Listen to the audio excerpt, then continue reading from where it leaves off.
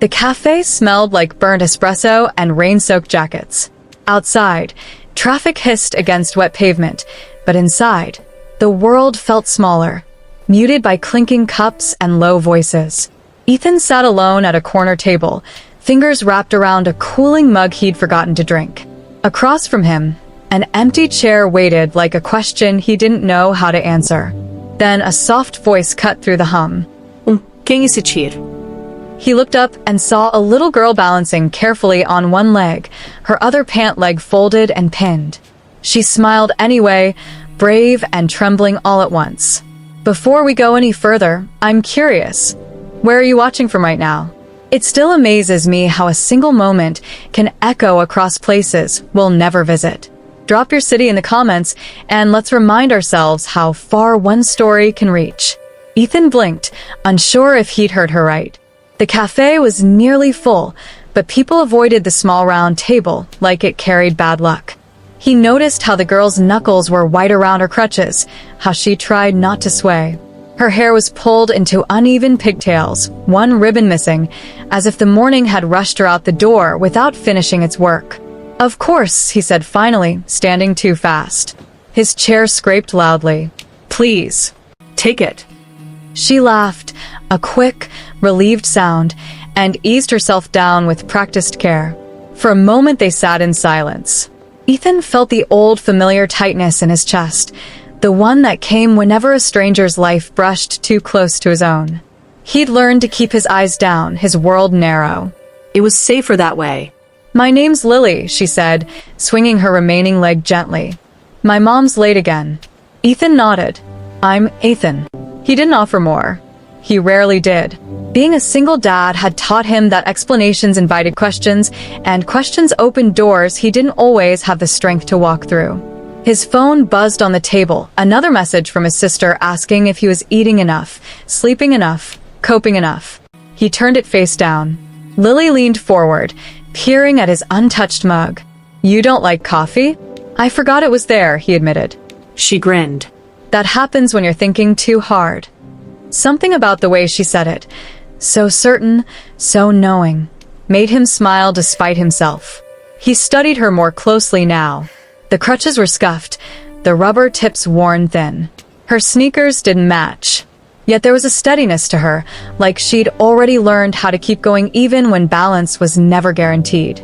My dad used to say that, Ethan said before he could stop himself. Used to? Lily asked softly. He hesitated.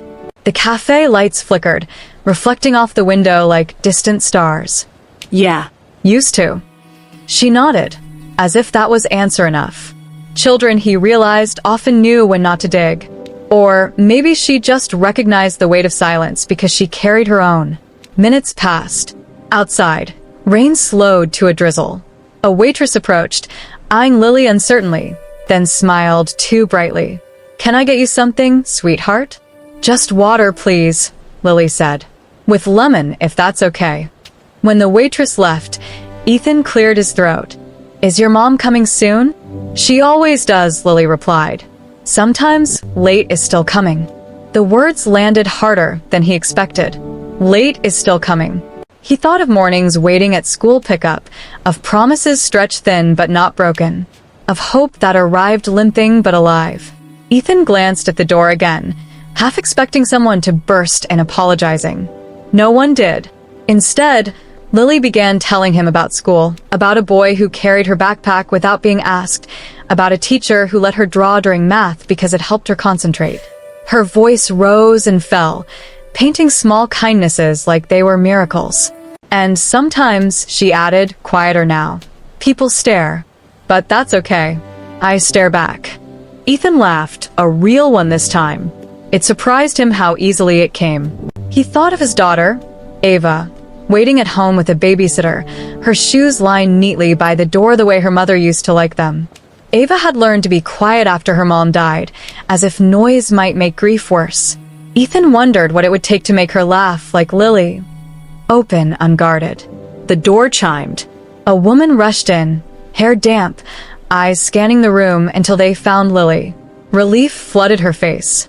I'm so sorry, baby. Traffic. It's okay. Lily said, reaching out. I made a friend. The woman looked at Ethan, surprise softening into gratitude. Thank you for keeping her company. Thank her, Ethan replied. She did most of the work. As they gathered their things, Lily paused. Maybe I'll see you again, she said, hopeful but not demanding. I'd like that, Ethan said, meaning it more than he expected. They left, and the cafe felt emptier than before. Ethan sat back down, finally lifting his mug. The coffee was cold, bitter, but he drank it anyway, because something warm had stirred, something he hadn't felt in a long time. He didn't know it yet, but that small request, "Can I sit here?" had cracked open a door he'd kept locked for years. And as he stared at the empty chair across from him, Ethan felt the first pull of a story that was only just beginning. Ethan stayed longer than he planned, long after the rain thinned into a gray mist. The cafe chair across from him felt less like an absence now, and more like a promise. He paid at the counter, nodded goodbye to the waitress, and stepped outside. The air smelled clean, washed new. For the first time in months, he didn't rush home. That night, Ava was on the living room floor coloring inside a book of animals. She looked up when he came in, her eyes searching his face the way they always did, checking for storms. Hey, Bug, Ethan said, kneeling. What are you drawing? A horse, she whispered. It's missing a leg. He paused, then sat beside her. Does it still run? She nodded seriously. It runs different, but fast. Something tightened behind his eyes. He pulled her into a hug, careful not to squeeze too hard. Ava leaned into him, her small hand gripping his shirt like she was afraid he might disappear. Later, after bedtime stories and night lights, Ethan lay awake staring at the ceiling. Lily's voice replayed in his mind. Late is still coming. He wondered how many times he'd convinced himself otherwise, how many moments he'd missed because he believed waiting was pointless. The next afternoon, he returned to the cafe. It wasn't intentional at first. He told himself he needed coffee. Work had been brutal, deadlines stacked, his boss circling with concern disguised as impatience. But when he pushed open the door, his eyes went straight to the small round table. Empty. Disappointment flickered, then faded. Of course, life didn't owe him coincidences. He ordered his drink and sat anyway. Minutes passed. People came and went. Then, just as he was about to leave, he heard the soft, familiar scrape of crutches.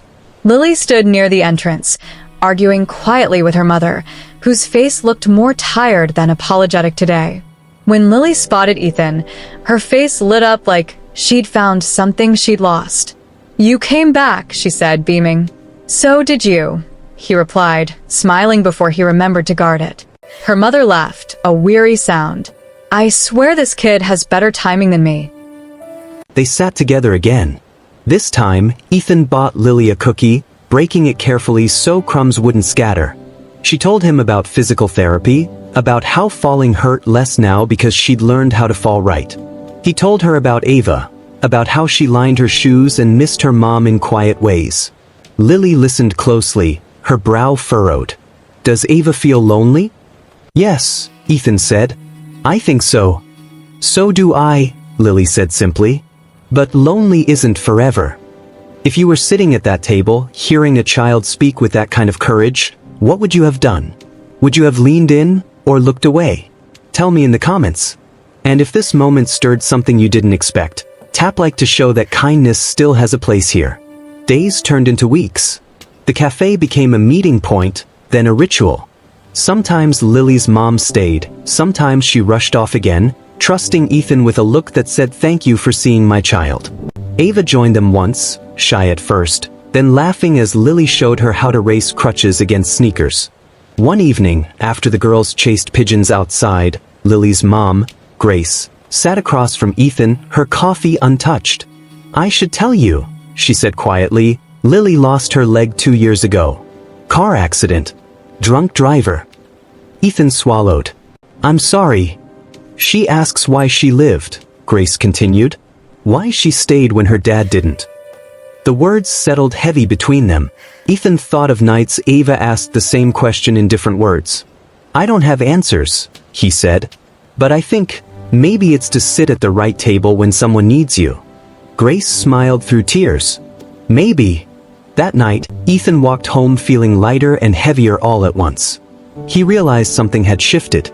He wasn't just surviving anymore. He was connecting, thread by fragile thread. But life has a way of testing new hope. One afternoon, the cafe was closed. A handwritten sign taped to the door explained there'd been an accident. Ethan stood there longer than necessary, then turned away. His phone buzzed. A known number. This is Grace. Lily's in the hospital. Can you come? The hallway lights were harsh, unforgiving. Ethan found them in the waiting room. Lily lay on a gurney, pale, her brave smile nowhere in sight. Ava clutched Ethan's hand, eyes wide. What happened? He asked. She fell, Grace said, voice shaking. The doctors say it's complicated. Lily opened her eyes briefly. I tried to run fast, she whispered. Ethan squeezed her hand gently.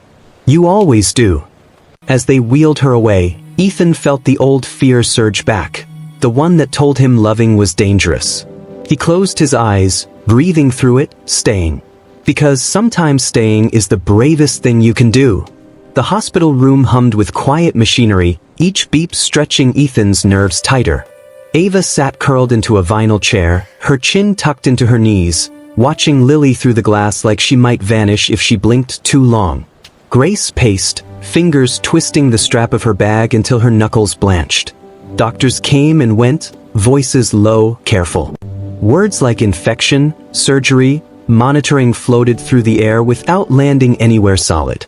Ethan caught fragments but not meaning.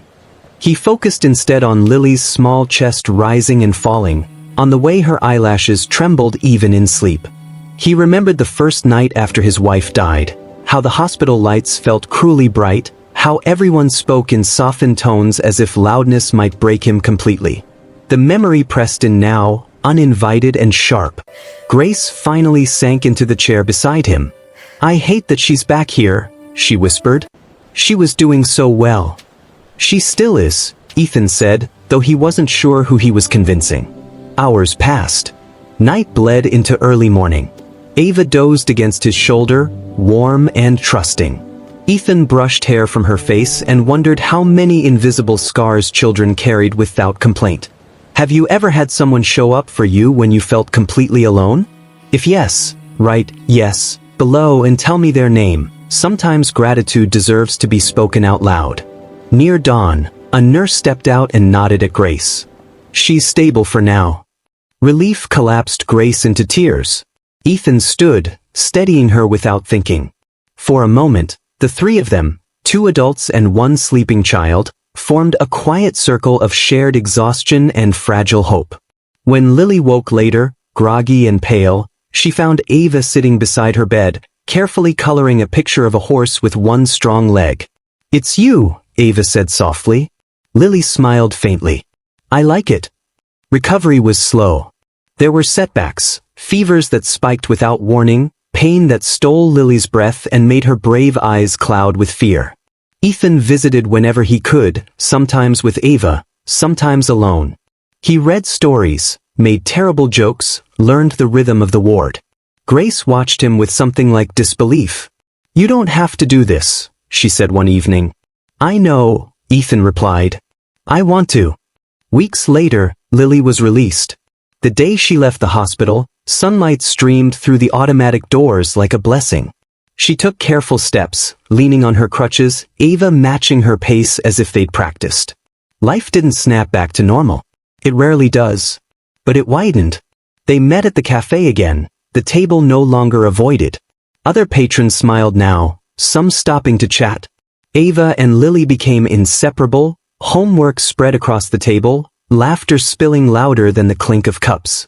One afternoon, Lily asked Ethan a question that made his chest ache. Do you think people are broken forever? He considered it. I think people change shape, he said. And sometimes that new shape can hold more than the old one. She nodded, thoughtful. Like my horse. Yes, he smiled. Exactly like your horse. Ethan noticed changes in himself too. He slept better. He laughed more easily. The walls he'd built to survive slowly turned into windows. Then, one quiet evening, Grace asked him to stay after Lily and Ava went to play outside. "There's something you should know," she said. Her voice held the weight of something unfinished, something that had waited a long time to be spoken. Ethan leaned forward, listening as the cafe lights flickered softly above them. Grace folded her hands around her cup, staring into the dark surface like it might answer for her. Outside, the girls' laughter floated through the open door, light, careless, everything this moment inside was not. "I didn't tell Lily everything about the accident," Grace began. "She knows a drunk driver hit us. She doesn't know he was her father." The words landed without sound, like snow falling thick and sudden. Ethan felt them settle deep in his chest. "He was driving," Grace continued, voice barely steady now. "We were arguing. I told him to pull over. He laughed. Said he was fine." She swallowed. "I woke up in the hospital. Lily woke up without a leg. And he never woke up at all." Ethan closed his eyes briefly, letting the truth breathe between them. When he opened them, Grace was crying silently, the kind of tears that had been waiting years for permission. "I don't know how to carry that," she said. "How do you tell a child her pain came from the person who was supposed to protect her?" "You don't," Ethan said gently. "Not until she's ready. And maybe not even then. Sometimes love is choosing what not to say." Grace nodded, pressing her fingers to her mouth. "I see the way you are with her. With Ava. You stay. Even when it hurts." Ethan thought of all the times he almost didn't. "I learned the cost of leaving," he said quietly. That night, after the girls fell asleep in the back seat, Grace sat in her car for a long moment before driving away. Ethan watched the taillights disappear, the weight of her truth settling beside his own grief. He understood now why Lily's courage felt so familiar. Pain recognized pain. Weeks passed. Autumn deepened. Leaves gathered along sidewalks like forgotten letters. Lily grew stronger, mastering her balance again. Ava followed her everywhere, absorbing resilience like it was a language she'd always known. One afternoon, as they sat at the cafe table drawing, Lily looked up suddenly. "Ethan?" "Yes." "Do you ever feel angry at people who aren't here anymore?" He paused, pencil hovering midair. "Yes," he admitted. "And then I feel guilty for it." She nodded. "Me too." The honesty between them felt sacred. No fixing. Just understanding. "Now let me ask you something. What's one small act of kindness you've done recently, even if no one noticed? Share it in the comments. Sometimes reading each other's goodness reminds us that humanity is still breathing. Your story might be exactly what someone needs tonight. The turning point came quietly. It was a school fundraiser, crowded and loud. Parents filled the gym, folding chairs scraping the floor. Lily was scheduled to speak, just a few words about perseverance. Grace looked terrified. Lily looked calm. When Lily stepped onto the stage, her crutches tapping softly, the room stilled. She adjusted the microphone, took a breath, and smiled. "Hi," she said. "I used to think missing a leg meant missing a lot of things. But I learned it mostly means doing things differently." Ethan felt his throat tighten. "I fall sometimes," Lily continued. "But I get help. And sometimes I help back. I met people who let me sit at their table when I was scared to ask." Her eyes found Ethan and Ava in the crowd. "And that's how I know I'm not broken. I'm just changed." Applause filled the room, rising to a standing ovation. Grace cried openly now. Ava clapped so hard her hands reddened. Later that night, Lily slept soundly, exhausted in the best way. Ava curled beside her, whispering secrets into the dark. Ethan and Grace stood in the hallway, sharing a silence that felt earned. "She's extraordinary," Ethan said. "She learned from loss," Grace replied. "So did you." Their eyes met. Something unspoken passed between them, not romance, not yet. Just recognition. Two people standing in the after of storms. But storms have echoes. A letter arrived a week later, addressed to Grace. She opened it at the cafe, her face draining of color. "It's from his parents," she said softly. "Lily's grandparents. They want to meet her." Ethan's heart sank. He knew what this meant. Old wounds reopened. Truths knocking. Grace folded the letter with trembling hands. I don't know if I can do this. I don't know if she should. Ethan reached across the table, placing his hand over hers. Whatever you decide, he said, you won't do it alone. Outside, Lily and Ava raced fallen leaves, laughing without knowing the weight waiting ahead. Ethan watched them, knowing the next step would ask more of all of them than they were ready for. And yet, some tables are worth sitting at, no matter how hard the conversation that follows. The meeting was set for Sunday afternoon, in a quiet park where families gathered without knowing how much courage some people carried just to sit on a bench. Grace arrived early, Lily's hand tucked into hers, knuckles tight. Ethan followed with Ava, close enough to support but far enough to give space. The grandparents approached slowly, older, stooped by time and regret. The grandmother's eyes filled the moment she saw Lily. The grandfather removed his hat, hands shaking. We're so sorry, the woman said, voice breaking. We wanted to meet you, to know you. Lily looked up at Grace, searching her face. Grace nodded gently. Lily turned back, standing straighter on her crutches. Hi, she said. I'm Lily. They talked carefully at first, about school, about art, about the weather, avoiding the crater in the center of the conversation. Eventually, the grandfather spoke. We lost our son, he said. And you lost something too. We don't expect forgiveness. We just hoped to be allowed to care. The silence that followed felt endless.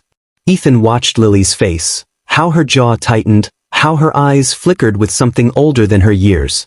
If that moment just hit you hard, let your heart speak for you. Leave a red heart in the comments. Sometimes one small symbol carries what words can't. Lily finally spoke. I don't remember him being mean, she said slowly. I remember him laughing. I don't know how to feel yet. Her honesty cracked something open. The grandmother nodded through tears. That's okay. You don't have to know now. They sat together longer after that. Not healed. Not whole. But present. Weeks later, life found a new rhythm again. Lily visited her grandparents occasionally, returning with stories and questions. Grace held space for all of it, confusion, anger, curiosity. Ethan watched with quiet admiration.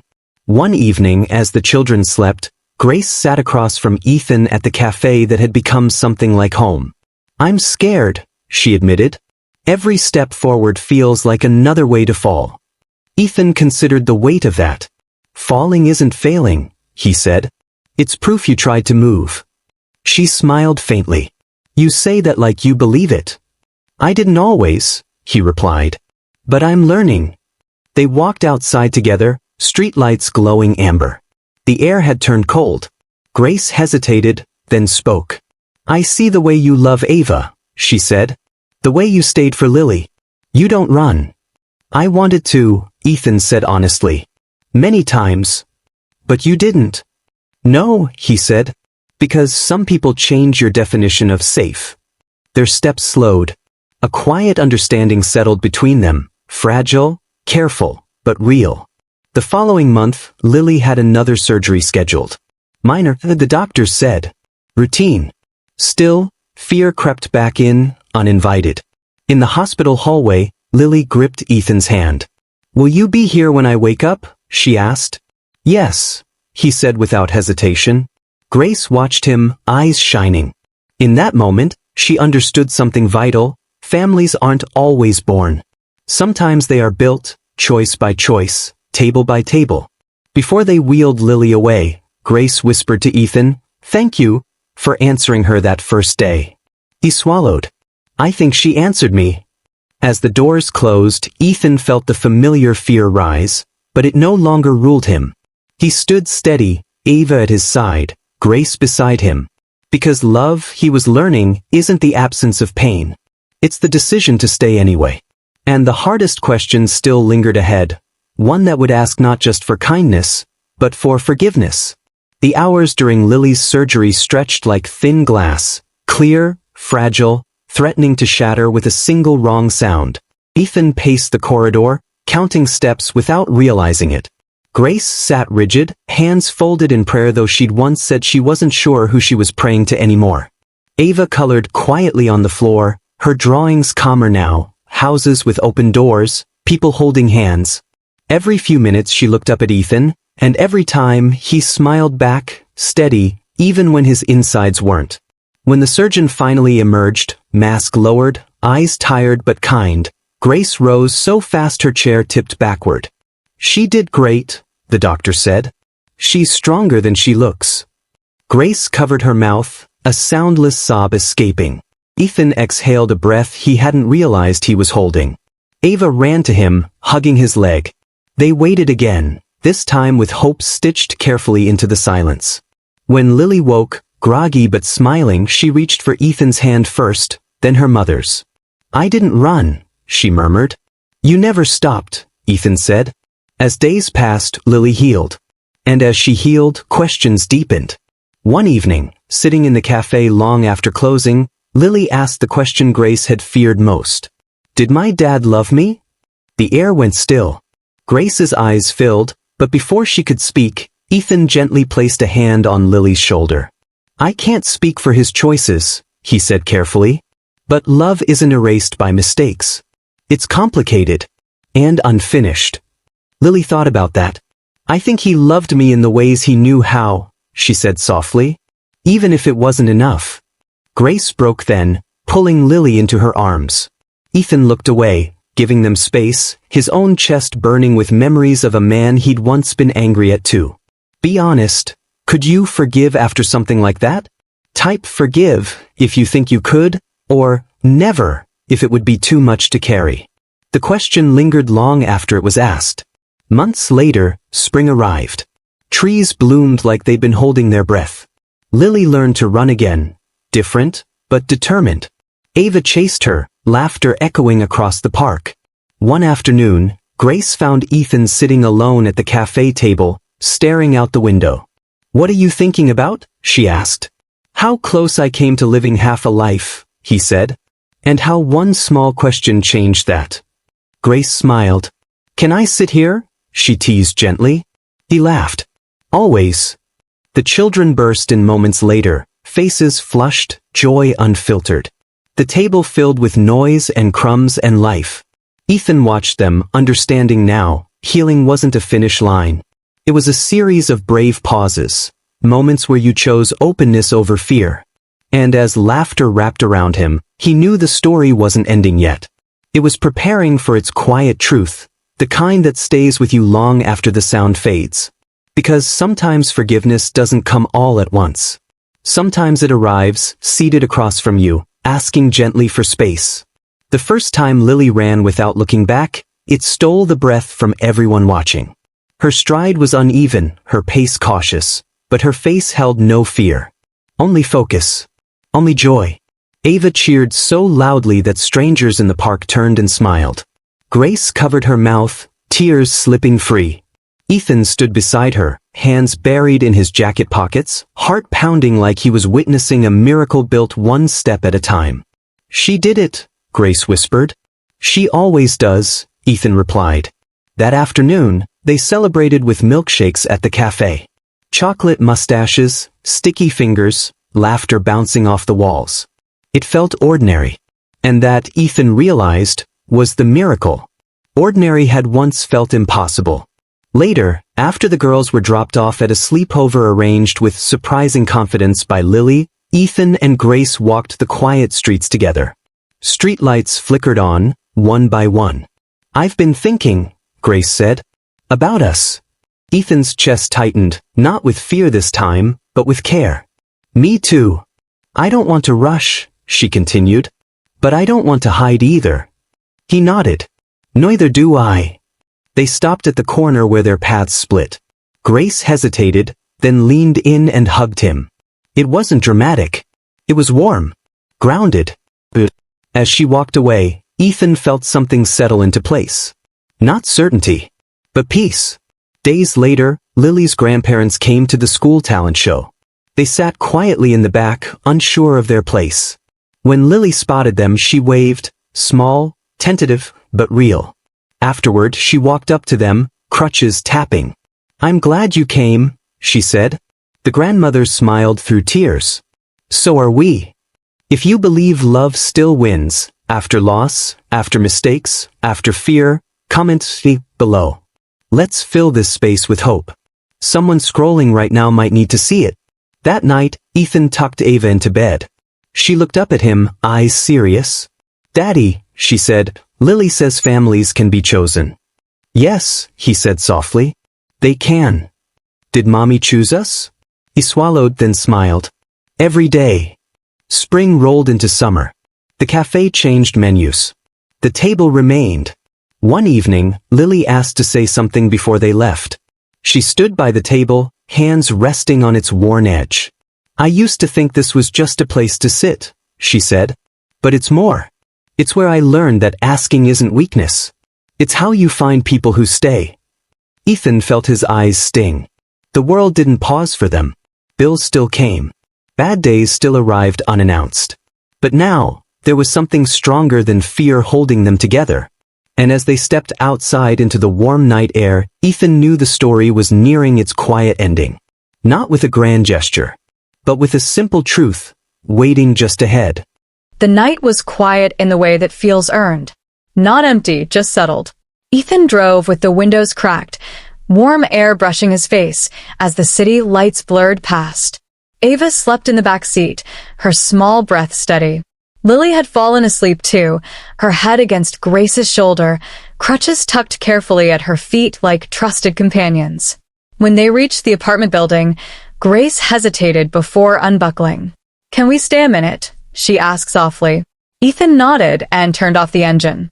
The car ticked as it cooled, a gentle reminder of motion finally paused. "I keep thinking about that day," Grace said. The cafe. If you'd said no, or if she hadn't asked. Ethan looked through the windshield, remembering the rain, the empty chair, the way his life had been narrowed by grief until it barely let light in. "I almost didn't hear her," he admitted. "I was so busy being closed." Grace smiled faintly. "You heard her anyway." They sat in silence, the kind that didn't demand anything. When Grace finally opened the door, Lily stirred, blinking sleep from her eyes. "Are we home?" she murmured. "Almost," Grace said. "Just one more thing." Lily looked at Ethan, then at Ava sleeping behind him. "Can we come over tomorrow? I want to show Ava how I jump now." Ethan felt his throat tighten. "I'd like that," he said. The next afternoon, sunlight poured through Ethan's living room, warming the walls that had once felt too quiet.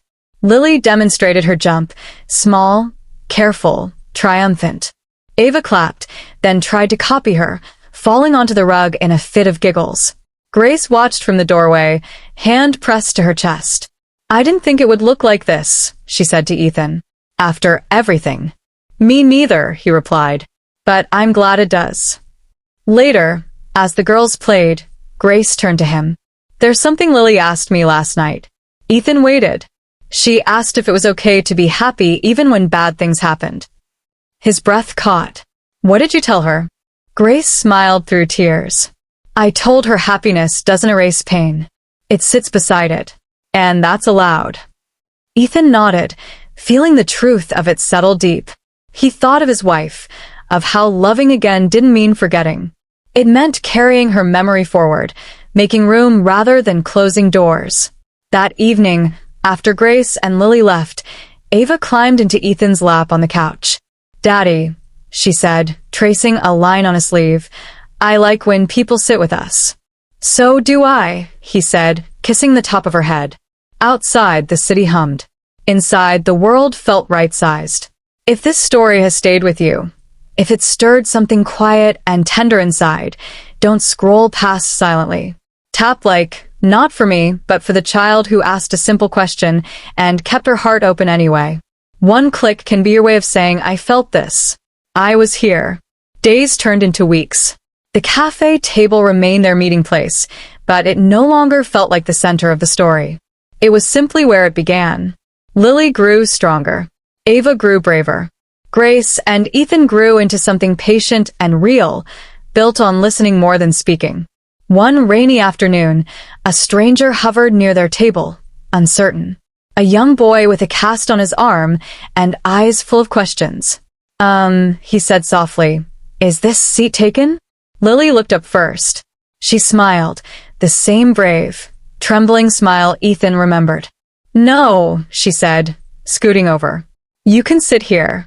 Ethan watched the moment pass from one heart to another, understanding at last. The world doesn't change all at once. It changes in small permissions, in chairs pulled out, in questions answered with kindness instead of fear. And sometimes the most powerful thing you can say is simply yes.